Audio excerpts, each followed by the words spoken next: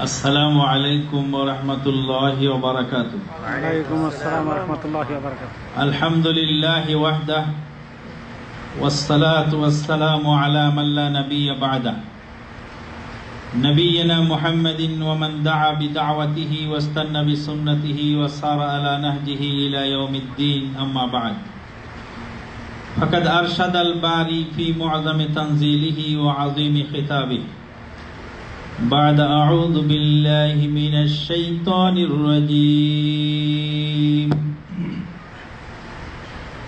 يا أيها الذين آمنوا كتب عليكم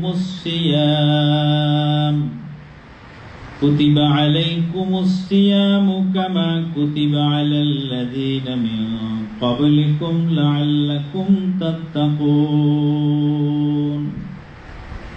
وقال النبي الأمين صلى الله عليه وسلم: من لم يدع قول الزور والعمل به والجهل فليس لله حاجة في أن يدع طعامه وشرابه.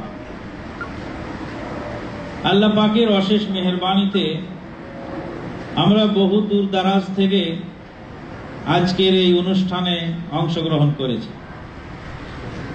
যারা অনেক দূর থেকে আসলাম, আমরাই তো কয়েকজন আসলাম সাইলুল কাবির থেকে, তায়েফের সাইলুল কাবির থেকে এলাম।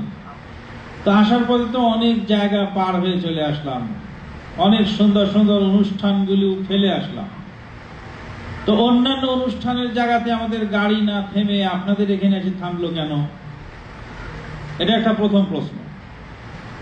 দ্বিতীয় প্রশ্ন হলো যে এই জেদ্দার মাটিতে তো অনেক বড় বড় অনুষ্ঠান হয়, সে সমস্ত অনুষ্ঠানে আপনারা না গিয়ে এই সামান্য একটি অনুষ্ঠান যেখানে অল্প কয়েকজন লোক, এখানে আপনারাই বা আসলেন কেন? এই প্রশ্নের জবাব হলো যে আপনার সাথে আমার চেহারার মিল না হলে মনের মিল আছে, আকীদার মিল আছে। আকীদার টানে তো আপনি চলে এসেছেন। তো এই আকীদার যে মোহিনী শক্তি, আকীদার যে টান, এটা অত্যন্ত কঠিন, যারই ফলশ্রুতিতে আমাদের অনেক নিকট আত্মীয় স্বজন যাদের সাথে বছরে এক একবার দেখা সাক্ষাৎ বা কথা হয় না, অথচ অনেক দূরে ওই সন্দ্বীপের মেহেদি ভাই, ওই লক্ষ্মীপুরের ইউসুফ ভাই, ওই ফরিদগঞ্জের সুলাইমান ভাই, ওই কসবার ফারুক সাহেব, আর জুরির জনাব বশির সাহেব, আমি পাবনার আমানুল্লাহ, আরো অনেক জায়গার অনেকেই আমরা একত্রিত হয়েছি। আমাদের মৌলিক যেই পরিচয় এবং সম্পর্ক সেটা হলো ইমানি সম্পর্ক। এই ইমানি সম্পর্ক, ইমান যেমন নির্ভেজাল,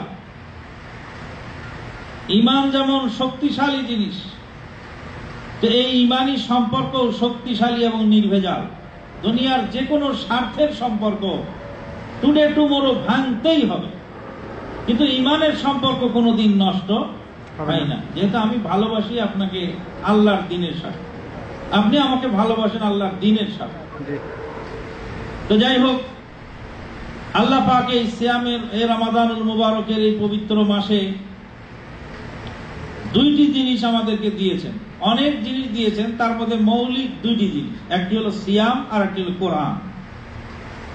আল্লাহ পাক বলছেন: أعوذ بالله من الشيطان الرجيم يا أيها الذين آمنوا كتب عليكم الصيام كما كتب على الذين من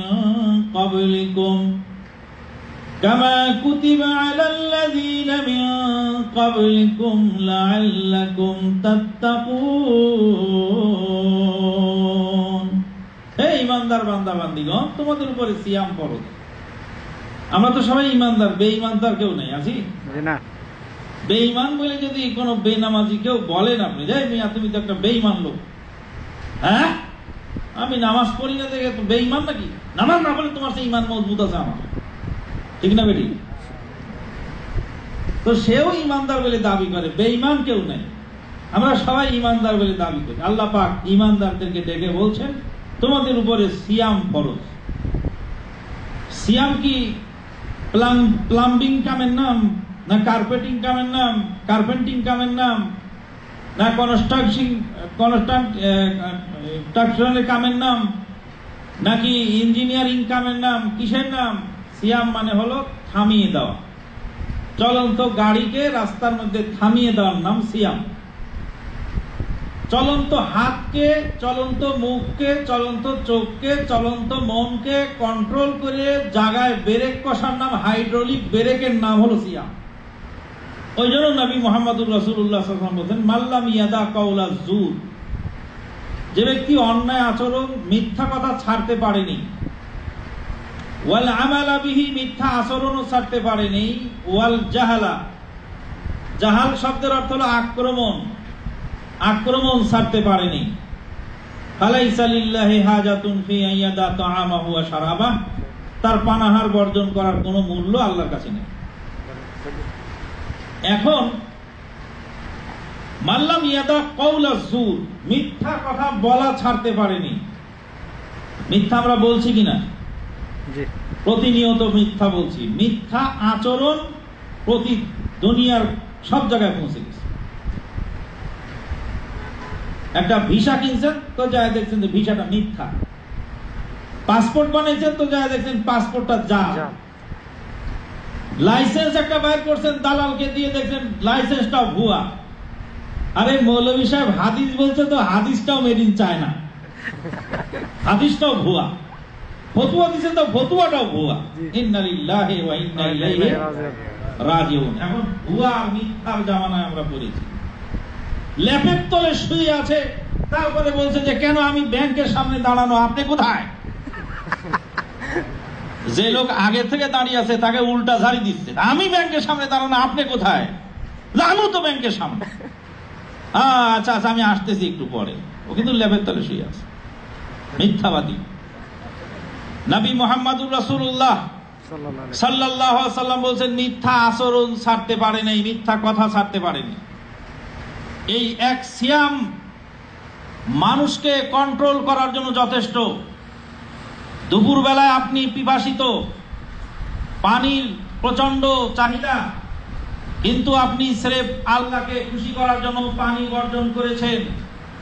যে আল্লাহকে খুশি করার জন্য হালাল খাদ্য আপনি বর্জন করতে পেরেছেন, সেই আল্লাহকে খুশি করার জন্য হারাম বর্জন করা আপনার জন্য আরো সহজ।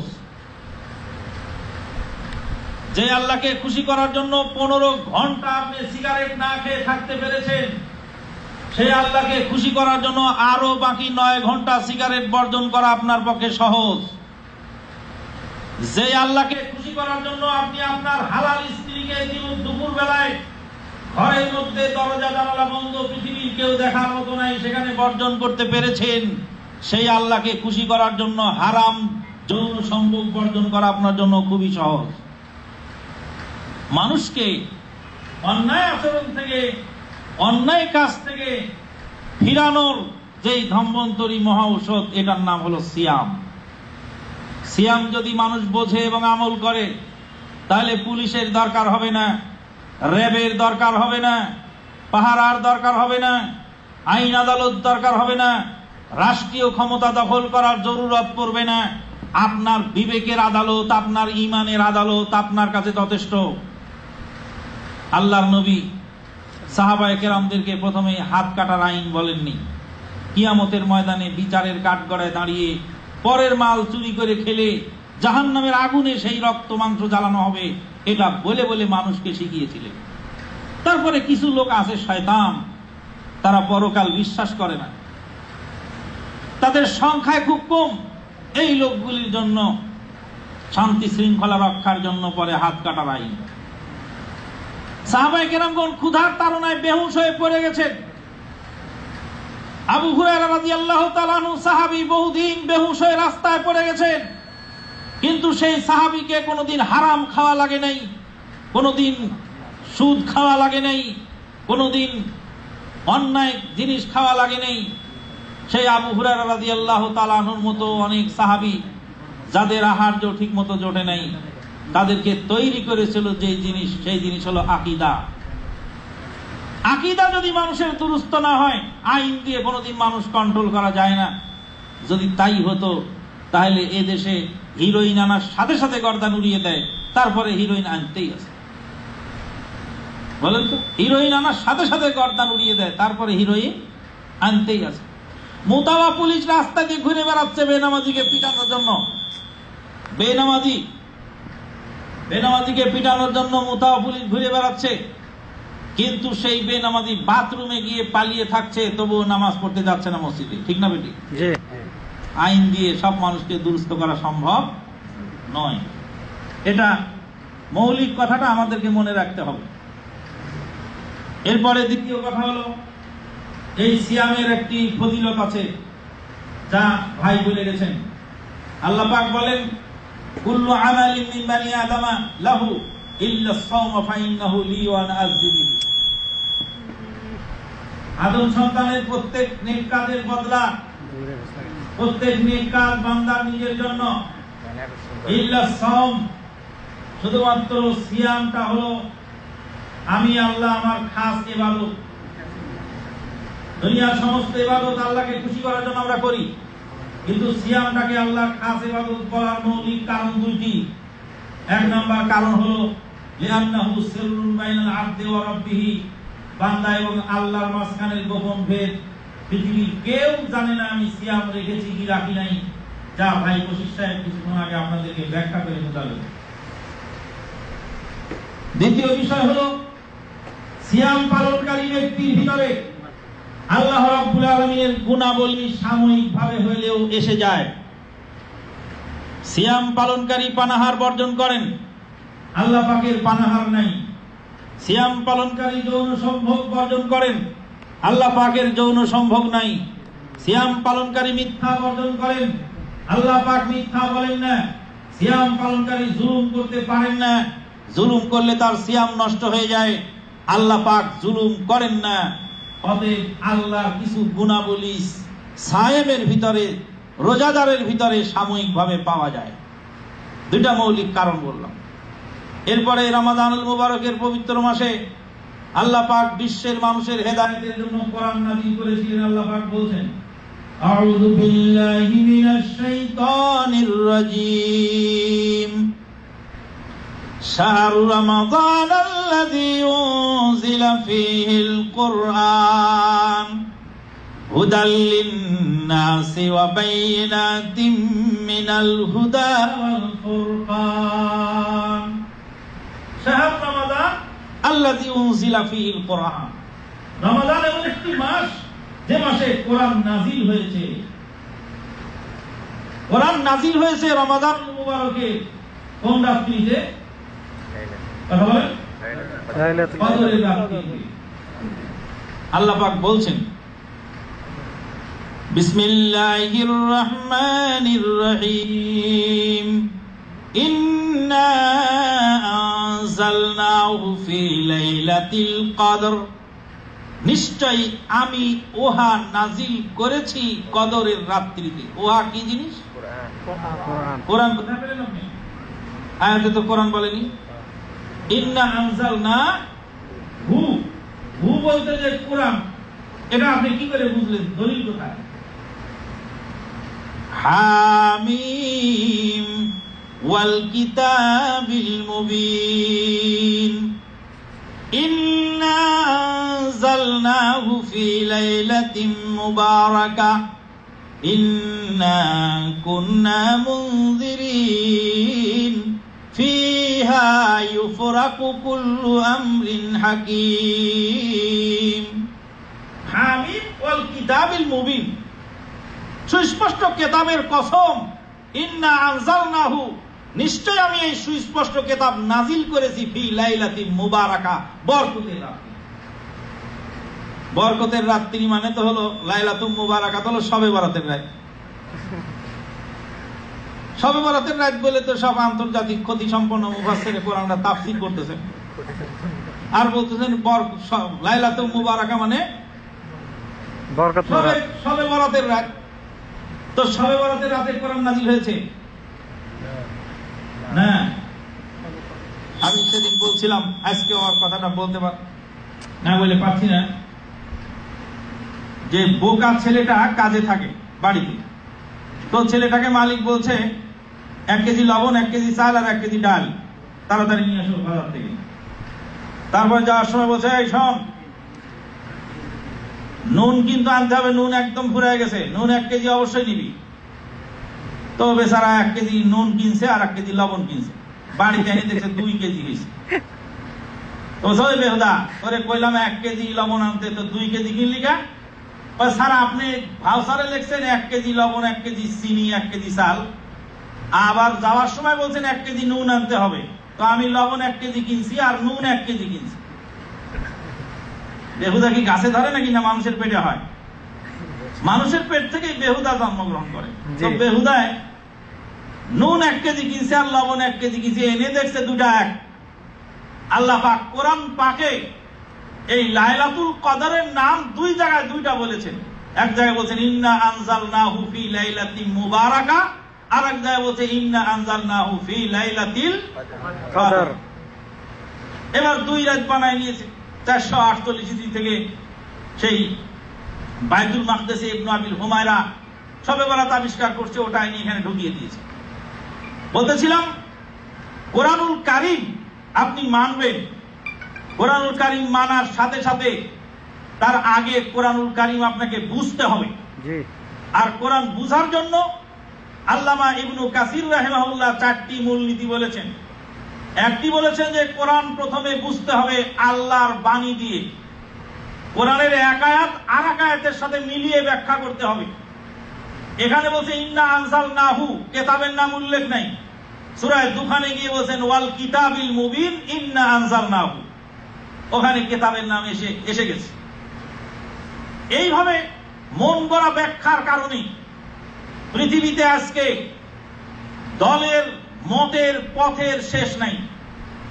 মহাগ্রন্থ আল কোরআনুল কারীমকে আপন আপন মতলব মতো ব্যাখ্যা করে চলেছে। কোরআনুল কারীম নাযিল হওয়ার মৌলিক কারণের মধ্যে আল্লাহ পাক বললেন হুদাল লিন্নাস, মানুষকে হেদায়েত করার জন্য কোরআনুল কারীম দুনিয়াতে পাঠানো হয়েছে। কিন্তু কোরআনুল কারীম আজকে তাবিজ লটকানোর কাজে ব্যবহার হচ্ছে, সবিনা খতম পড়ার কাজে ব্যবহার হচ্ছে, মানুষের মরা বাড়িতে হিরো শ্রাদ্ধের কাজে কোরআনুল কারীমকে ব্যবহার করা হচ্ছে। কোরআনুল কারীমকে যথাযথভাবে এই সঠিকভাবে কোরআনুল কারীমকে প্রয়োগ করা হচ্ছে না। দুঃখজনক হলেও সত্য, যেই মৌলভী সাহেব তাবিজ দিচ্ছেন, তিনি তাবিজ দিচ্ছেন মানুষকে, মুরিদানকে, আর নিজে যখন অসুস্থ হচ্ছেন তখন যাচ্ছেন আপনার সিঙ্গাপুরের মাউন্ট এলিজাবেথ হাসপাতালে চিকিৎসার জন্য। কেন আপনি মানুষকে তাবিজ দেন, তা আপনার আবার পরে হাসপাতালে যাওয়া লাগে কেন? বাংলাদেশ সরকারকে বলুন যে মেডিকেল কলেজ বন্ধ করে দিতে, হাসপাতাল বন্ধ করে দিতে, ডাক্তারদেরকে বসিয়ে দিতে, খালি মৌলভী সাহেবদেরকে লাগায় দেন, খালি তাবিজ লিখতে থাকুন। বন্ধুগণ, তাবিজ লটকানো শিরক। তাবিজ লটকানোর সাথে সাথে আপনার জীবনের সমস্ত আমল নাই হয়ে যায়। শিরক এত বড় পাওয়ারফুল, এত বড় শক্তিশালী জঘন্য অপরাধ, যে অপরাধ করার সাথে সাথে জীবনের সমস্ত আমল বাতিল হয়ে যায়। আল্লাহ পাক বলছেন ওয়ালাকাদ উহিয়া ইলাইকা ওয়ালাকাদ আওহাইনা ইলাইকা ওয়া ইলাল্লাযীনা মিন ক্বাবলিক লাইন আশরাকতা লায়াহবাতান্না আমালুক ওয়া লাতাকুনান্না মিনাল খাসিরিন। হে নবী, আপনার পূর্বে সমস্ত নবীদেরকে ওহী করা হয়েছে, আপনার কাছে ওহী দেওয়া হলো, আপনিও যদি শিরক করেন তাহলে আপনার আমল বাতিল হয়ে যাবে। শিরিক করলে আল্লাহকে অপমান করা হয়, শিরিক করলে আল্লাহকে অপমান করা হয়, শিরিক করলে আল্লাহকে অপমান করা হয়। কিভাবে আল্লাহকে অপমান করা হয়? একজন লোকের ছেলে হয় আর মরে যায়, ছেলে বাঁচানোর জন্য এবার মরা গরুর মাথা ঘরের কোনায় ঝুলায় রেখেছে। মালাকুল মউত ফিরাবে সে মরা গরুর মাথা দিয়ে। মালাকুল মউত জাতিসংঘের মহাসচিব মিস্টার বান কি মুনের অর্ডারে চলে না। মালাকুল মউত পৃথিবীর বড় দেশের বড় মোড়লের অর্ডারে চলে না। মালাকুল মউত চলেন আল্লাহর অর্ডারে। মরা গরুর মাথা দিয়ে মালাকুল মউতকে ফিরানো, ভয় দেখানো সম্ভব নয়। মালাকুল মউত তার হায়াত যখন শেষ হবে তখন নিয়ে যাবে। আপনার ছেলে বাঁচানোর জন্য আপনি আল্লাহর অর্ডার ফিরানোর জন্য মরা গরুর মাথা ঘরে ঝুলিয়ে রেখেছেন। আপনি আল্লাহকে অপমান করেছেন। জি, আপনি আল্লাহকে অপমান করেছেন। বেদাত করলে নবীকে অপমান করা হয়, বেদাত করলে নবীকে অপমান করা হয়। আপনার বাড়িতে আমি পেট ভরে খানা খেলাম, সসম্মানে খানা খাওয়ালেন, খানা খেয়েই আবার আপনার বাসার সামনে এক হোটেলে বসলাম আবার খেতে। লোকেরা বলল, মাদানী সাহেব, আপনি যে চৌধুরী সাহেবের বাড়িতে কেবল খেয়ে আসলেন, উনি যে সম্মান করে আপনাকে খাওয়ালেন, আপনি আবার হোটেলে বসছেন কেন? হ্যাঁ, আপনার চৌধুরী সাহেবের খানায় আমার পেট ভরেছে, কিন্তু মনটা ভরে নেই। এখন হোটেলে একটু খেলে আমার আর একটু তৃপ্তি হবে। আল্লাহ নবীর শিখানো দোয়াটা ঠিক আছে, বুঝলাম। আল্লাহুম্মা গফির লি হাইয়িনা ওয়া মাইয়িতিনা ওয়া শাহিদিনা ওয়া গায়বিনা ওয়া সাগীরিনা ওয়া কাবীরিনা ওয়া যাকারিনা ওয়া উনসানা। 8 প্রকার লোকের জন্য দোয়া করা হলো জানাজার নামাজে। এখন আল্লাহুম্মা আমিন কয়ে হাতটা একটু না তুললে যে মনটা যে ঠান্ডা হয় না, বুঝলাম হাদিসে নাই, তবে মনটা যে মানে না। আপনি আল্লাহর নবী শিখানো দোয়া পেয়ে আপনার পরিতৃপ্তি আসে নাই, আপনি নতুন করে আবার আবিষ্কার করেছেন, আপনি আল্লাহর নবীকে অপমান করেছেন। বন্ধুগণ, এই মহাগ্রন্থ আল কোরআন বিচারের কাঠগড়ায় আপনার পক্ষে সুপারিশ করবে। হাসরের ময়দানে সমস্ত নবী রাসূলগণ যখন নাকাম হয়ে যাবেন, সমস্ত হাসরবাসীরা সুপারিশ চাওয়ার জন্য আদম আলাইহিস সালাতু ওয়াস সালামের কাছে গিয়ে বলবেন, আদম, তুমি আমাদের জন্য সুপারিশ করো। আদম আলাইহিস সালাতু ওয়াস সালাম বলবেন, আজকের দিনে তোমার আল্লাহর দরবারে যাওয়ার ক্ষমতা আমি আদমের নাই। সমস্ত নবী রাসূলগণ সারেন্ডার করবেন। বুখারীর হাদিসে পাওয়া গেল, ইব্রাহিম আলাইহিস সালাতু ওয়াস সালামকে হাসরবাসীরা যায় বলবেন যে সুপারিশ করুন। ইব্রাহিম আলাইহিস সালাম বলবেন, নাফসি নাফসি, আমার কিছু করার নাই, আল্লাহর সামনে যাওয়ার ক্ষমতা নাই। তাফসীর ইবনে কাসিরের মধ্যে লেখা আছে, ইমাম ইবনে কাসির রাহিমাহুল্লাহ বলেন, ইব্রাহিম আলাইহিস সালামকে হাসরবাসীরা খুঁজতে থাকবেন। হাসরের ময়দানের মাঝখানে দেখবেন তিনি হাঁটু গেড়ে বসে নীল ডাউন দিয়ে নাফসি নাফসি বলে ভয়ে কম্পমান অবস্থায় রয়েছেন। জাহান্নামের হুঙ্কার শুনে মুসা কালিমুল্লাহ আলাইহিস সালাতু ওয়াস সালাম আল্লাহর আরশের পায়া ধরে থরথর করে কাঁপতে থাকবেন। সেই সময় আপনার পীর সাহেব আপনার সুপারিশ করবেন, আপনার পীর সাহেব আপনার কাছে এসে দাঁড়াবেন না। মহাগ্রন্থ আল কোরআন আসবে। আল্লাহ পাক বলছেন, আল্লাহর নবী বলেন, আসসিয়াম ওয়াল কুরআনু ইয়াশফাআনি লিআবদিন ইয়াউমাল কিয়ামাহ।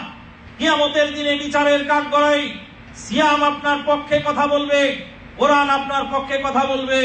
কোরআন বলবে, ইয়া রাব্বি, আয় রব, মানাতুহুত তাআমা মানাতুহুন নাওমা বিল্লাইল। রাতে ঘুমকে নষ্ট করেছিলাম তোমার বান্দার, আমাকে তেলাওয়াত করার জন্য সারাদিন হাড় ভাঙা পরিশ্রম করার পরে রাত্রি জেগে তাহাজ্জুদ তারাবি করেছে, আর জেগে জেগে আমাকে তেলাওয়াত করেছে। আজকে বিচারের কাঠগড়ায় তার সমর্থনে, তার সপক্ষে আমি সুপারিশ করছি, আমার সুপারিশ কবুল করুন। কোরআন আপনার পক্ষে কথা বলবে, কোরআনের জবান খুলে যাবে। কোরআন ফেলে দিয়েছেন তাকে, কোরআনের মধ্যে ধুলা পড়ে রয়েছে, বস্তা পচা, গোডাউন পচা, বেহেশতি জেওর, মকসুদুল মুমিনিন, মুরাদুল মুমিনিন, অমুক তমুক কিতাব, যার ভিতরে শিরক, বিদআত, জাল, জুয়া, চুরি, মিথ্যা, গাঁজাখুরি কথার অভাব নাই। সেই কিতাব আপনার বাড়িতে আজিফার কিতাব, মসজিদে গিয়ে দেখা যাচ্ছে কোরআনের তাফসীর মসজিদে নাই, মসজিদে গিয়ে দেখা যাচ্ছে বুখারীর হাদিস মসজিদে নাই। মসজিদের মধ্যে রয়েছে যেই দলের মসজিদ, সেই দলের ওজিফার কিতাব।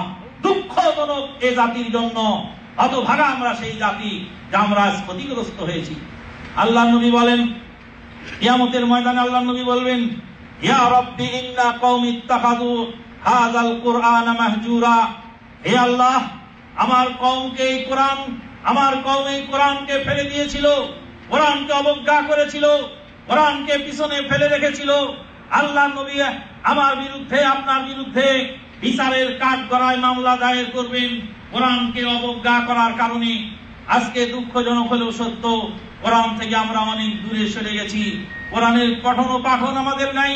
বিচারের কাঠগড়ায় কোরআন আপনার পক্ষে কথা বলবে, সিয়াম আপনার পক্ষে কথা বলবে। ওয়ায়াকুলু সিয়াম, সিয়াম বলবে, আয় রব্বি মানাতুহুত তাআম ওয়াশ শারাবা।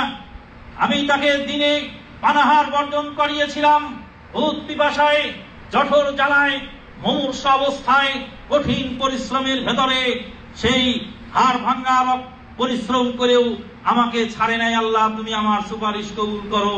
আল্লাহ রাব্বুল আলামিন সুপারিশ কবুল করবেন। ফায়ুশফাআন, তাদের দুইজনের সুপারিশ কবুল করা হবে। বন্ধুগণ, মহাগ্রন্থ আল কোরআনুল কারীমের কাছে এসে আমাদেরকে সবক শিখতে হবে। মহাগ্রন্থ আল কোরআনুল কারীম থেকে আমাদেরকে ইসলাম গ্রহণ করতে হবে। মহাগ্রন্থ আল কোরআনুল কারীম আমাদেরকে যা শিখিয়েছে, মহাগ্রন্থ আল কোরআনুল কারীমের মধ্যে একটি ছোট্ট পিঁপড়ার নামে একটি সূরা আল্লাহ পাক নাযিল করেছেন। পিঁপড়ার সূরার মধ্যে আল্লাহ পাক দারুণ ঘটনা উল্লেখ করেছেন। পিঁপড়া ঘাসের পাতার উপরে দাঁড়িয়ে ভাষণ দিচ্ছে। সুলাইমান আলাইহিস সালাতু ওয়াস সালাম পিঁপড়ার ভাষণ শুনছেন। কোরআন আমি পড়েছি, কিন্তু পিঁপড়ার ভাষণটা আমি বুঝি নাই, কারণ আমি কোরআনের অর্থ জানি না। কোরআন পড়েছি, আমি কোরআনের অর্থ বুঝি নাই। পৃথিবীর সবচেয়ে বোকা মানুষ যে তার বন্ধুর কাছ থেকে চিঠি আসলো, তার বসের কাছ থেকে চিঠি আসলো, তার দায়িত্বশীলের কাছ থেকে চিঠি আসলো, তার মালিকের কাছ থেকে চিঠি আসলো, চিঠিটার রিডিং পড়লো, মুখস্থ করলো, মিনিং বুঝলো না, পকেটে থুয়ে দিল, দিনে রাতে 14 বার 100 বার খতম করলো, কিন্তু চিঠির মর্ম বুঝলো না, চিঠি অনুযায়ী কাজও করলো না। সবচেয়ে হতভাগা দুর্ভাগা দুরাচার সেই ব্যক্তি। বন্ধুগণ, মহাগ্রন্থ আল কোরআনুল কারীমে আল্লাহ পাক বলছেন, আউযু বিল্লাহি মিনাশ শাইতানির রাজীম, ক্বালাত তামলাতুন ইয়া আইয়ুহান নামলু দুখুলু মাসাকিনাকুম লা ইয়াহতিমান্নাকুম সুলাইমান ওয়া জুনুদুহু লা ইয়াহতিমান্নাকুম সুলাইমান ওয়া জুনুদুহু ওয়া হুম লা ইয়াশউরুন। পিঁপড়া ঘাসের পাতার উপরে দাঁড়িয়ে ভাষণ দিচ্ছে, বলছো পিঁপড়ার দল সব গর্তের মধ্যে ঢুকে যাও। সুলাইমান আলাইহিস সালাম আসছেন, বুঝার আগেই না জেনে না বুঝে তোমাদেরকে পায়ের তলায় পিষে ফেলবেন, তাড়াতাড়ি গর্তে ঢোকো। সুলাইমান আলাইহিস সালামের পায়ের তলায় পিঁপড়া পড়লে সুলাইমান বুঝতে পারবেন না। পিঁপড়া জানে যে সুলাইমান আলাইহিস সালাম গায়েব জানতেন না। পিঁপড়া জানে যে সুলাইমান আলাইহিস সালাম গায়েব জানেন না। গায়েব জানলে পায়ের তলে পিঁপড়া পড়লে সুলাইমান বুঝতে পারবেন। পিঁপড়ার রানী বলছে, পিঁপড়ার দলেরা তোরা গর্তের মধ্যে তাড়াতাড়ি যাও। সুলাইমান না বুঝে তোদেরকে পায়ের তলায় পিষ্ট করে ফেলবে। সুলাইমান আলাইহিস সালামের পায়ের তলায় পিঁপড়া পড়লে সুলাইমান আলাইহিস সালাতু ওয়াস সালাম বোঝেন না, সে কথা পিঁপড়া স্টেটমেন্ট দিচ্ছে সূরা নামলের মধ্যে। এটা আপনার পিছনে যে মক্কার ঘরে কুত্তা খেতাচ্ছে আপনার গ্রাম থেকে বসে, কিভাবে কিভাবে আল্লাহ নবীর স্ত্রীর গলার হার ছিঁড়ে পড়ে গেল মরুভূমির মধ্যে, উট শুয়ে পড়লো গলার হারের উপরে, উটের পিঠের তলে নবীর স্ত্রীর গলার হার। খোদ আল্লাহ নবী খুঁজে পেলেন না, হাদিস বুখারীতে বিদ্যমান। আল্লাহ নবী খুঁজে পেলেন না, হাদিস বুখারীতে বিদ্যমান। আপনি তো জাল হাদিস বর্ণনা করতেছেন। আপনার জাল হাদিসে বলা হচ্ছে আয়েশা সিদ্দিকা রাতে উঠে দেখছে আল্লাহ নবী বিছানায় নাই। কোথায় গেল খুঁজে খুঁজে খুঁজে খুঁজে হয়রান হয়ে গেলেন। আপনার জাল হাদিস তো আপনার বিরুদ্ধে কথা বলছে। আয়েশা সিদ্দিকা রাদিয়াল্লাহু তাআলা আনহা গায়েব জানতেন। আপনার ভণ্ড পীর গাঁজার করকে টান দেয়, নারী ধর্ষণকারী লম্পট চরিত্রহীন, সে যদি গায়েবের খবর বলতে পারে, তো আয়েশা সিদ্দিকা জানেন না যে আল্লাহ নবী কোথায় গেছেন? আয়েশা সিদ্দিকা খোঁজেন কেন? তারপর আবার খুঁজে খুঁজে হাতড়ায় পাচ্ছে না। আল্লাহ নবী তো নূরের তৈরি, তো বাতি ছিল না ঘরে, নূর গেল কোথায়? জি, আয়েশা সিদ্দিকা দেখছেন নবী সেজদায় পড়ে আছে, হাতড়াইতে হাতড়াইতে পায়ের তালুতে গিয়ে হাত পড়ল। হাদিস কি আছে কেতাবে? হাদিস যদি কেতাবে থাকে তো হাদিসগুলি কেটে ফেলুন। হাদিস কোরআন থেকে আজকে দূরে সরার কারণে, হাদিস কোরআনকে সঠিকভাবে না বুঝার কারণে হচ্ছে এক দলের লোক গাঁটটি বুকসা নিয়ে মসজিদের মধ্যে ঢুকেছে। আমাকে বলছে, হুজুর মসজিদের মধ্যে ঢুকলো গাঁটটি নিয়ে, এখন কি করবো? কিছুই করার নাই, শুধু বাংলা বুখারীটা নিয়ে ওর হাতে দেন, দিয়ে বলেন যে ওই মানুষের তৈরি করা মিথ্যা গল্পের বই রেখে দেন, স্বপ্নে পাওয়া ধর্ম রেখে দিয়ে এই যে বুখারীর হাদিস, এটা একটা করে পড়ে পড়ে মুসল্লিদেরকে শোনা। বাস ওই যে কিতাব নিয়ে আসতে পড়ার জন্য বগল দাবা করে ওই কিতাবটা নিয়ে নিছে, নিয়ে বলছে আমাদের মসজিদে থাকতে হলে আপনার ওই মিথ্যা গল্প মানুষের তৈরি করা অমুক বুজুর্গ আর আশেক মাসুকের কিসাও চলবে না। এই যে বুখারীর হাদিস, এটা সহিহ কিতাব, এখান থেকে একটা করে হাদিস পড়ে পড়ে শোনা। ওরা এখন বলছে এই মসজিদে আর থাকা যাবে না গো, চলো তাড়াতাড়ি চলে যাই। গাড়ি বলছে তাড়াতাড়ি গেছে গেছে, তা মানে কয় যে হুজুর গেছে চলে। তাহলে বুখারী দেখার সাথে সাথে যারা চলে যায়, এখন তাদেরকে বলো তারা কি? বন্ধুগণ, আজকে দুঃখজনক হলো সত্য, আজকে কোথায় আছে? পিঁপড়া বলতেছে সুলাইমান আলাইহিস সালাম তোমাদেরকে পায়ের তলায় পিষে ফেলবে, অথচ বুঝতে পারবে না। পিঁপড়া জানতে পারলো সুলাইমান আলাইহিস সালাম গায়েব জানতেন না। এরপরে আসলো হুদহুদ পাখি। সুলাইমান আলাইহিস সালামের দরবারে হুদহুদ পাখি নাই। সুলাইমান আলাইহিস সালাম বলতে হুদহুদ গেল কোথায় রে? আমাকে না বলে গেল। এত বড় সাহস হুদহুদের! হুদহুদ আসুক, কারণ না দর্শালে তাকে জবা করে ফেলব। সুলাইমান আলাইহিস সালাম গায়েব জানেন না, যে হুদহুদ পাখি কোথায় গেছে তাও উনি বলতে পারেন না। সুলাইমান আলাইহিস সালাম বসে আছেন, হুদহুদ আসলো। ফামাকাযা গায়রা বাঈদিন ওয়ালা আহাত্তু বিমা লাম তুহিত বিহি ওয়াজিতুকা মিন সাবাইন বিনাবাইয়িন ইন্নী ওয়াজাদতু ইমরাতান তামলিকুহুম ওয়া উতিয়াত মিন কুল্লি শাইইন ওয়া লাহা আরশুন আযীম ওয়াজাদতুহা ওয়া কওমাহা ইয়াসজুদুনা লিশ-শামসি মিন দুনিল্লাহ। ও সুলাইমান, আমি যা জানি তুমি তা জানো না। কে বলছে? হুদহুদ পাখি। কথা কোথায় আছে? আল্লাহর কোরআনে আছে। হুদহুদ পাখি সুলাইমান নবীকে বলছে যে জলস্থলের রাজত্ব করে। আল্লাহু আকবার! এক বেলায় চলে যায় 6 মাসের পথ, হারাই তক্তিতে চলে। পিঁপড়ার ভাষা যিনি বুঝতে পারেন তাকে হুদহুদ ছোট পাখি এসে বলছে আহাত্তু বিমা লাম তুহিত বিহি ওয়া জিতুকা মিন সাবাইন বিনাবাইয়িন। ও সুলাইমান, আমি যা জানি তুমি তা জানো না। আমি সাবা থেকে আসলাম একটা নতুন গুরুত্বপূর্ণ খবর নিয়ে। ইন্নী ওয়াজাদতু ইমরাতান তামলিকুহুম, আমি দেখতেছি সেখানে একজন রানী, সে শাসন করতেছে। নারী নেতৃত্ব অবৈধ, সেটা হুদহুদ পাখি বুঝতে পেরেছে। তা সুলাইমান আলাইহিস সালামকে বলতে, সুলাইমান তুমি এখানে ফিলিস্তিনে বসে আল্লাহ বিল্লাহ করছো, আর দেখো না সারা প্রদেশে নারী নেতৃত্ব দেশ তো হয়ে গেল, গুল্লায় যাওয়ার পথে চলে গেল, তুমি সেখানে যাও না কেন? নারী নেতৃত্ব অবৈধ হুদহুদ পাখি বুঝতে পেরেছে। আল্লাহু আকবার! কিন্তু বড় বড় পাগড়ি পরে পরে যায়, মহিলাকে সালাম দিচ্ছে। কি হচ্ছে?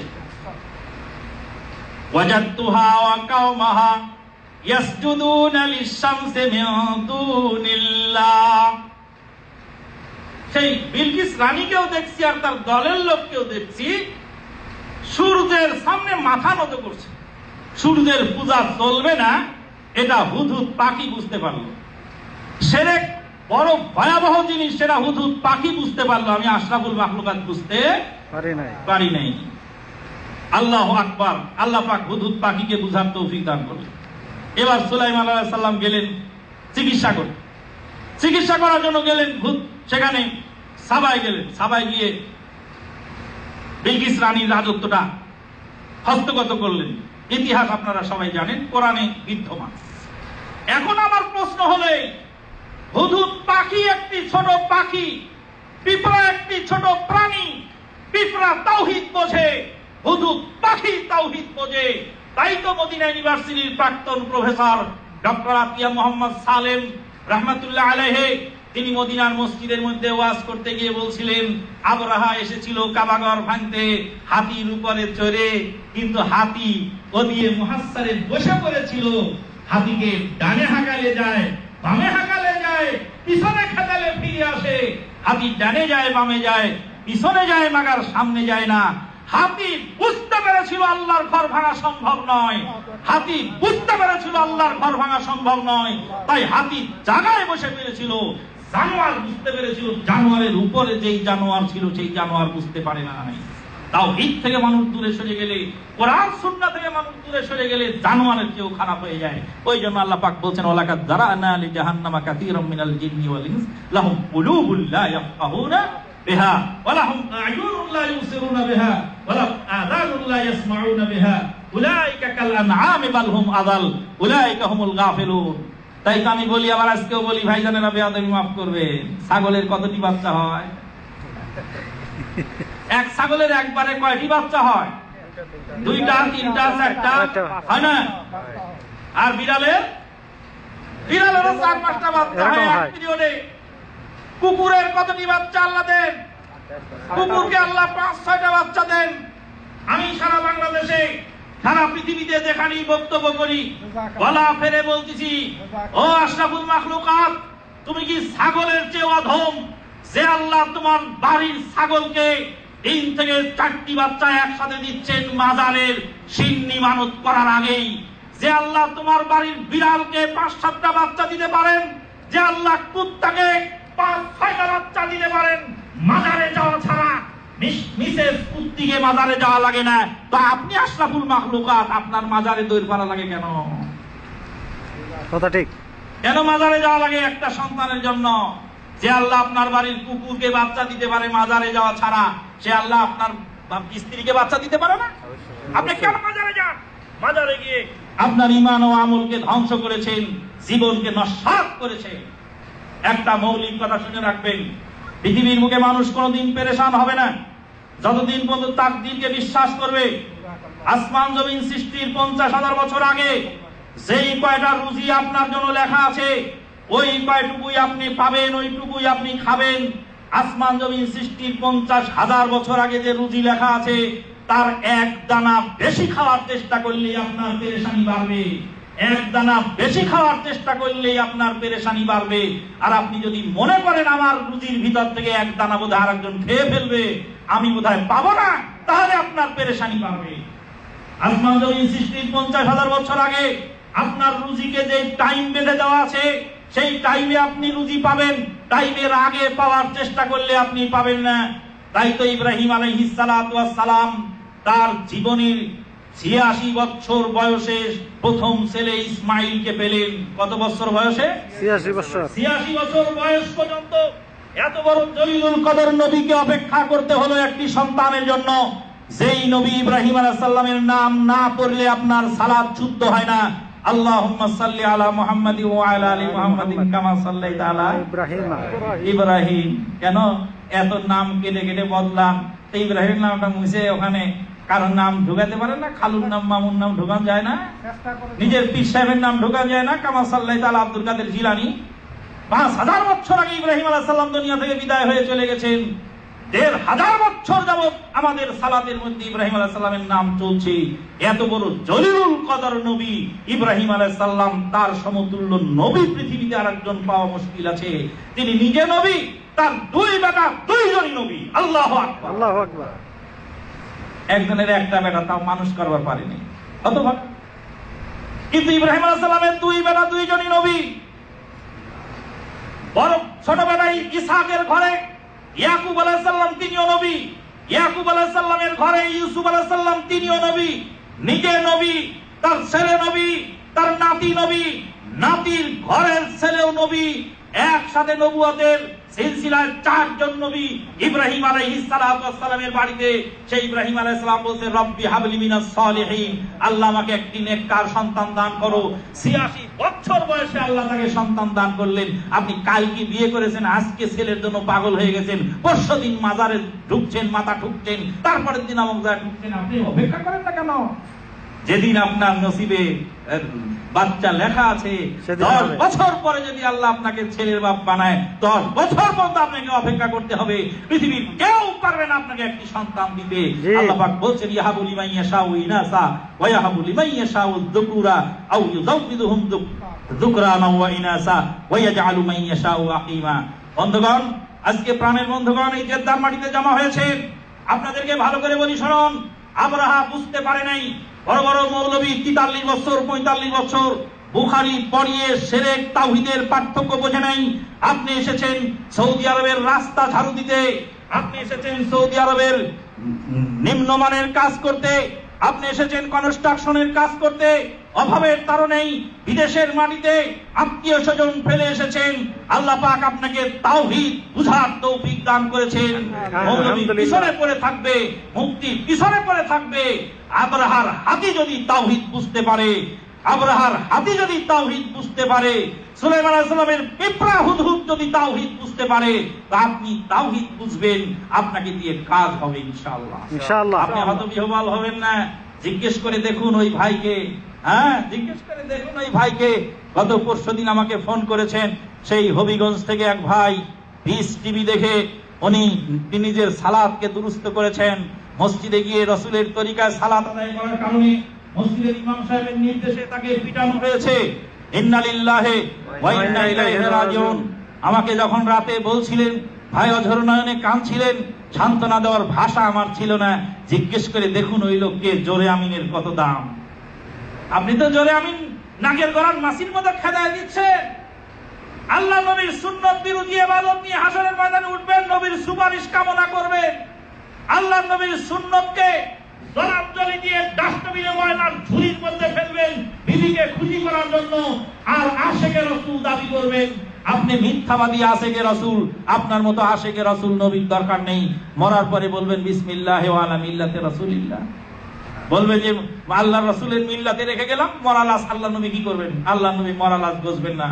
এই শরীরের মধ্যে রূহ থাকতে আল্লাহকে চিনতে হবে, নবীকে জানতে হবে। আল্লাহ পাক বলেন ফামান কানা ইয়ারজু লিকা রাব্বিহ ফালইআমাল আমালান সালিহান ওয়া লা ইউশরিক বিইবাদাতি রাব্বিহ আহাদা। পরকালে আল্লাহর দিদার পেতে চাইলে দুইটা কাজ করো। এক হলো শিরক মুক্ত তাওহীদ আর বিদআত মুক্ত সুন্নাত। এই দুইটা জিনিস আঁকড়ে ধরতে হবে। আমা আলাইনা ইল্লাল বালাগ। আকুলু কওলি হাযা আস্তাগফিরুল্লাহ লি ওয়া লাকুম ওয়া লিসাইরিল মুসলিমিন ফাস্তাগফিরুহু মিন কুল্লি যামবিন ওয়া আতুবু ইলাইহি ইন্নাহু হুয়াল গাফুরুর রহিম। আপনার একটা টাকা, আপনার একটা কথা, আপনার একটা মিনিট সময় আপনি আল্লাহর রাস্তায় ব্যয় করবেন, তাওহীদের পথে ব্যয় করবেন, সঠিক পথে ব্যয় করবেন। এটাই পরকালের নাজাত হয়ে দাঁড়াবে ইনশাআল্লাহ। আল্লাহুম্মা আরিনাল হাক্কা হাক্কান ওয়ারযুকনা ইত্তিবাহু। আল্লাহ হককে হক বুঝে তা মানার তৌফিক দাও। আমিন। ওয়া আরিনাল বাতিলা বাতিলান, বাতিলকে বাতিল বলে চিহ্নিত করার শক্তি আমাদেরকে দাও। ওয়ারযুকনা ইজতিনাবাহু, সেখান থেকে বাঁচার তৌফিক দাও। আমিন। আল্লাহুম্মা ইয়াসসির উমুরানা ওয়া নাওয়ির কুলুবানা বিল কিতাবি ওয়াস সুন্নাহ। হে আল্লাহ, আমাদের কাজকে সহজ করে দাও, আমাদের অন্তরকে কিতাব সুন্নাহর আলোতে উদ্ভাসিত করে দাও। আকুলু মা তাসমাউন। দয়াময়, তুমি বড় দয়াবান, মেহেরবান। বাংলার মাটি থেকে তোমার বান্দারা আত্মীয় স্বজন, স্ত্রী, পরিবার, ছেলে নিয়ে ফেলে এই বিদেশে মরুভূমির দেশে এসেছে দুটা রুজির আশায়। হে রাজ্জাক, তুমি তাদের রুজির জিম্মাদার হয়ে যাও। হে গাফফার, তুমি তাদেরকে মাফ করে দাও। হে কাহ্হার, তুমি জালেমকে দমন করো। হে আল্লাহ, তুমি আমাদেরকে কবুল করো। মায়ের সন্তানকে যথা টাইমে মায়ের কোলে পৌঁছিয়ে দিও। স্বামীকে তার স্ত্রীর কাছে পৌঁছিয়ে দিও। সন্তানের কাছে তার পিতাকে পৌঁছিয়ে দিও। আমাদের জীবন যৌবনী চতুর্মতের সব জিম্মাদার তুমি হয়ে যাও। আল্লাহুম্মা আমিন, আল্লাহুম্মা আমিন, আল্লাহুম্মা আমিন। রব্বানা তাকাব্বাল মিন্না ইন্নাকা আনতাস সামিউল আলিম ওয়া তুব আলাইনা ইন্নাকা আনতাত তাওয়াবুর রহিম। আসসালামু আলাইকুম ওয়া রাহমাতুল্লাহি ওয়া বারাকাতুহু। সন্তান জন্মগ্রহণ করলে তার জন্য আকিকা দিতে হবে কিনা? সন্তান আকিকা দেওয়ার জন্য 7 দিন থাকা জরুরি। 7 দিন যদি সময় পায় তাহলে তার আকিকা হবে। আর 7 দিন হয়নি যে সন্তান, তার আকিকা নেই। তবে 4 মাস পার হওয়ার পরে যদি পড়ে যায় আর নষ্ট হয়, তার জানাজা পড়তে হবে। যেহেতু রুহু এসেছিল, রুহু এসেছে, পেটের ভিতরে মারা যাক আর বাইরে মারা যাক, এই জন্য জানাজা আছে। আর আকিকা হওয়ার জন্য 7 দিন থাকা জরুরি। 7 দিন না থাকলে আকিকা না।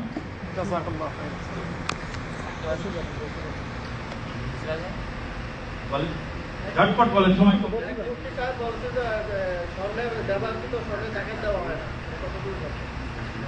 ব্যবহারকৃত স্বর্ণের জাকাত দিতে হবে। রাসূলুল্লাহ সাল্লাল্লাহু আলাইহি ওয়াসাল্লামের সামনে একজন মহিলা এসেছিলেন, তার মেয়ের হাতে, সম্ভবত মেয়ের হাতে একটি বালা ছিল। আল্লাহ নবী জিজ্ঞেস করলেন স্বর্ণের বালা, বলেন এর কি জাকাত দিয়ে থাকো? বলেন না।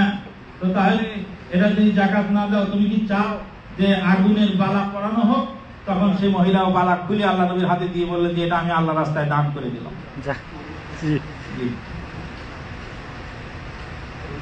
চন্দ্র নিয়ে প্রশ্ন।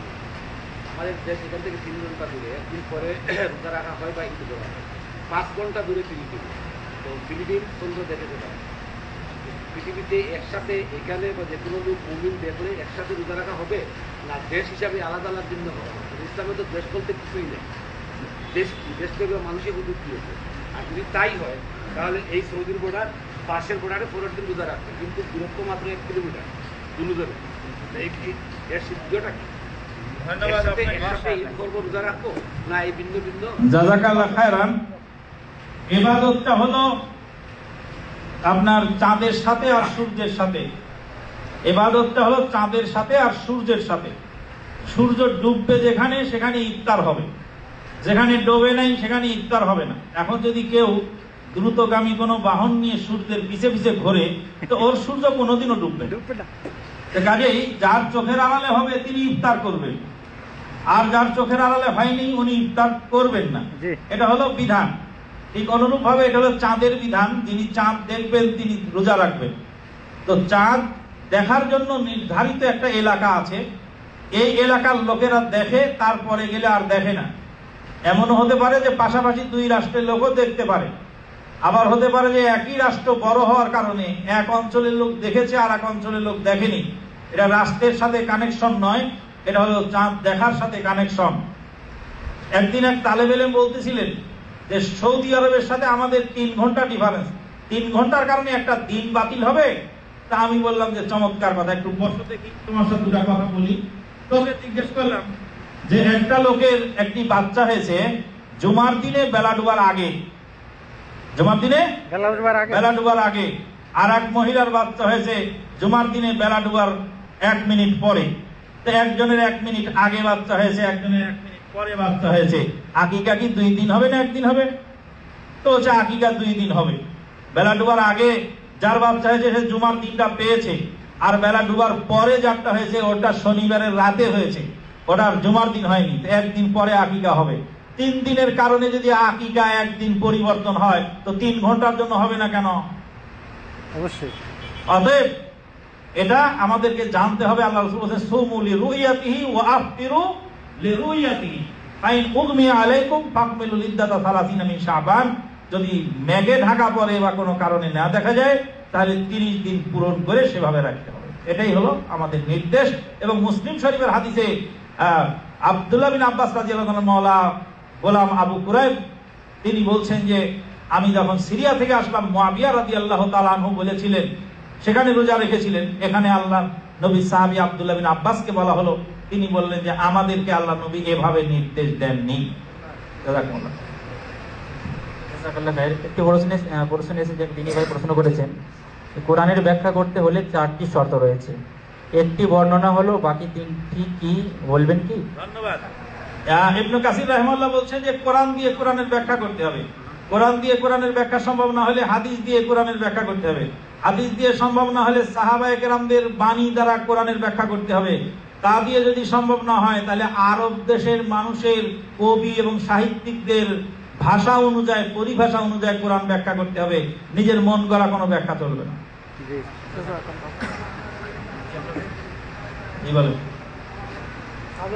আমাদের দেশের একটা কিতাব, যারা তবলিগের জামাতে পড়ে আর কি, এই কিতাবটা মানে আমাদের দেশের সব মসজিদে পাওয়া যায়। এর মধ্যে তো সিরিকার জায়গাতে ভর্তি, তখন এটা কি করি দিবে? এখন আমরা কিভাবে আমরা এটা পরিচিত করতে পারি? তাওহীদ পেরেশ থেকে একটি সহিহ ফাজাইলে আমল বের করা হয়েছে। তাওহীদ পেরেশ থেকে লিখেছেন সানাউল্লাহ, এহসানুল্লাহ বিন সানাউল্লাহ, নাকি সানাউল্লাহ বিন আহসানুল্লাহ? সানাউল্লাহ বিন আহসানুল্লাহ তিনি লিখেছেন তাওহীদ পেরেশে, বংশালের তাওহীদ পেরেশে ছাপা হয়েছে সহিহ ফাজাইলে আমল। ওটা আপনারা কিনে নেবেন এবং ওখান থেকে ওটা আপনারা ব্যবহার করবেন ইনশাআল্লাহ। ধন্যবাদ। ঝটপট বলেন, সময় কম, আর না থাকলে আমরা শেষ করি এখানে ইনশাআল্লাহ। আমাদের দেশে অনেক জায়গায়, আমাদের দেশে অনেক জায়গায় দেখা যাচ্ছে সৌদি আরব যদি ঈদ করে সেটা বাংলাদেশে ঈদ করে, বলবেন কি? অনেকেই সৌদি আরবের সাথে বাংলাদেশে ঈদ করে। সৌদি আরবের সাথে বাংলাদেশে ঈদ করার কোনো সুযোগ আমরা কোনো হাদিসে বুঝি নেই। এটা ইবাদতকে নষ্ট করার জন্য একটা ষড়যন্ত্র হতে পারে।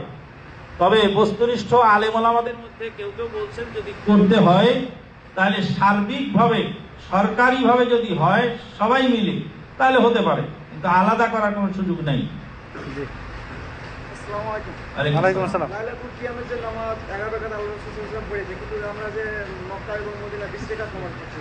হ্যাঁ, মক্কা এবং মদিনাতে 20 রাকাত পড়া হয়, আর আমাদের বায়তুল মুকাররমে 8 রাকাত ঈদের নামাজ পড়ে। 8 রাকাত। প্রথম জামাতে 2 রাকাত পরে 7:30টায়, 8:30টায় আর 2 রাকাত, 9:30টায় আর 2 রাকাত, 11:15টায় আর 2 রাকাত, এই 8 রাকাত ঈদের জামাত পড়া হয়। তো একজন লোক গিয়ে সকালে গোসল টোসল করে প্রথম ইমামের পিছনে 2 রাকাত পড়লো, দ্বিতীয় ইমামের পিছনে 2 রাকাত পড়লো, তৃতীয় ইমামের পিছনে 2 রাকাত পড়লো, চতুর্থ জামাতে 2 রাকাত পড়লো। এই কিন্তু বাধা দেওয়ার কিছু নেই, তো 8 রাকাত পড়লো। তো মক্কাতে আর মদিনাতে আর কুবা মসজিদে এখানে 2 ইমাম সেট করা, এক ইমাম 10 রাকাত পড়াচ্ছে আর এক ইমাম 10 রাকাত পড়াচ্ছে। কেউ 10 রাকাত পড়ে বেরিয়ে যাচ্ছে, কেউ আবার ঢুকছে, আবার কেউ এই ইমামের পিছনেও পড়ছে, সেই ইমামের পিছনেও পড়ছে। যাই হোক, যারা 20 রাকাত পড়ার ফতোয়া দিচ্ছেন তারাও বলতেছেন যে 8 রাকাত পড়াই উত্তম। তা আপনার খাটনিও কম, উত্তমও বেশি, তা আপনি ওটা বাদ দিয়ে খামাখা এত খাটনি করতে যাবেন কেন? এটা হলো বিষয়। এরপরে কোথায় কি করছে না করছে এটা আমাদের খুব দেখার বিষয় না। তা যদি দেখতে হয় তাহলে সে সমস্ত জায়গায়, এই যে আমাদের এদেশে আছি, এদেশেও তো তাওহীদের দেশ, তাই না? এর ভিতরে সবই তাওহীদ না, তার ভিতরে তো কিছু মানুষের মধ্যে কোনো আচরণগত ত্রুটি থাকতে পারে, সেটা তার আমার জন্য গ্রহণযোগ্য। ইন্নামা তাআতু লিল মা'রুফ, ভালো কাজে অনুসরণ করতে হবে, লাইসা তাআতু বিল মাসিয়া।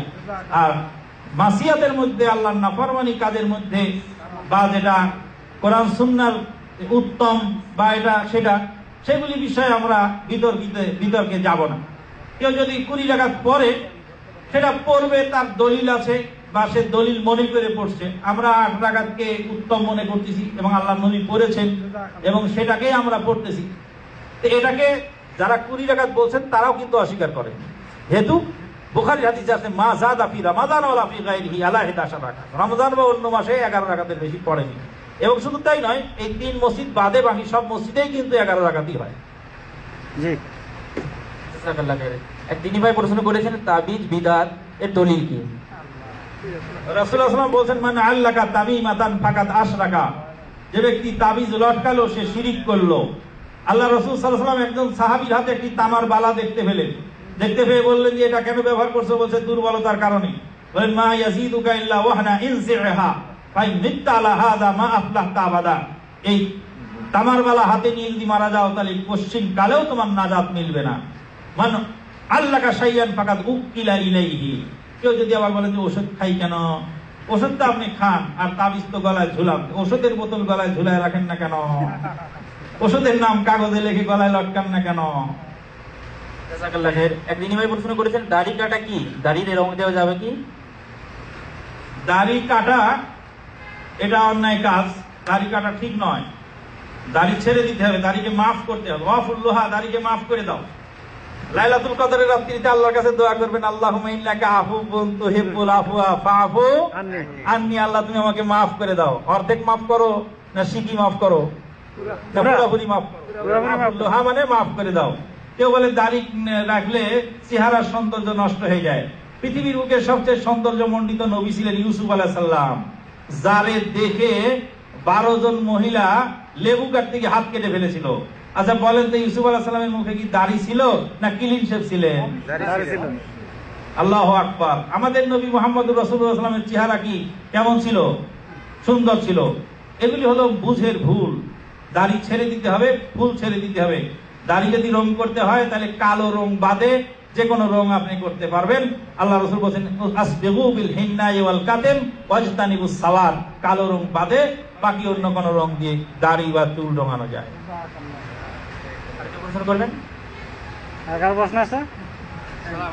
ওয়ালাইকুম আসসালাম ওয়া রাহমাতুল্লাহ। মসজিদে দাঁড়াইলে নামাজের সময় দেখি কেউ নাভির নিচে হাত বাঁধে, কেউ পেটের উপর হাত বাঁধে, কেউ বুকের উপর হাত বাঁধে। রাসূলুল্লাহ সাল্লাম বুকের উপরে রাখতেন। কানা রাসূলুল্লাহ সাল্লাল্লাহু আলাইহি ওয়াসাল্লাম ওয়াজা ইয়াদাল ইউমনা আলাল ইউসরা আলা সাদরিহি, রাসূল ডান হাত বাম হাতের উপর রেখে বুকে রেখেছেন। হাদিস সহিহ ইবনে খুজাইমায় আছে, ওয়াইল বিন হুজর রাদিয়াল্লাহু তাআলা বর্ণনা করছেন। আর আরেকটি হাদিস আসছে বুখারীতে, ওয়াজা ইয়াদাল ইউমনা আলা যিরাইহিল ইউসরা, ডান হাত রেখেছেন বাম হাতের গজের উপরে, ডান হাত রেখেছেন বাম হাতের বাহুর উপরে, ডান হাত বাম হাতের বাহুর উপরে রেখে ছেড়ে দিবেন যতদূর এইভাবে। কিন্তু এক কবজি আর এক কবজির উপর দিকে তাল পেটের নিচে রাখবেন, এটা হাদিস বর্ণনায় দুর্বলতা আছে এবং সহিহ হাদিস বিরোধী। নারী এবং পুরুষের আলাদা ইবাদত ইসলামে এভাবে সাব্যস্ত হয়নি। অতএব বুকের উপরই রাখতে হবে, এটাই শরীয়তের বিধান। অবজ্ঞা করে যদি করেন তাহলে গুনাহগার হবেন, আর কেউ যদি মাসলা না জেনে করে থাকেন তাহলে আল্লাহ মাফ করবেন। আমি একটা কথা বলতে চাই যে আমাদের দেশে যারা কোরআন হিন্দু জানে না তারা তারা দিকে 11 রাকাত পড়বে তারা পুরোপুরি তারা বেটা আদায় করে হবে না খতম দেওয়া কামটা ভালো নয়। মানুষকে খতম করলেই তো বিরাট বিপদ। তা আপনি আবার কোরআন খতম করতে যাবেন কেন? কোরআন কি খতম করা সম্ভব? সারা জীবন ধরে কোরআন পড়লে কোরআন খতম করা সম্ভব না। আল্লাহর কালাম খতম করা ভালো নয়, এটা খারাপ কাজ। কাজে এই যে খতম করা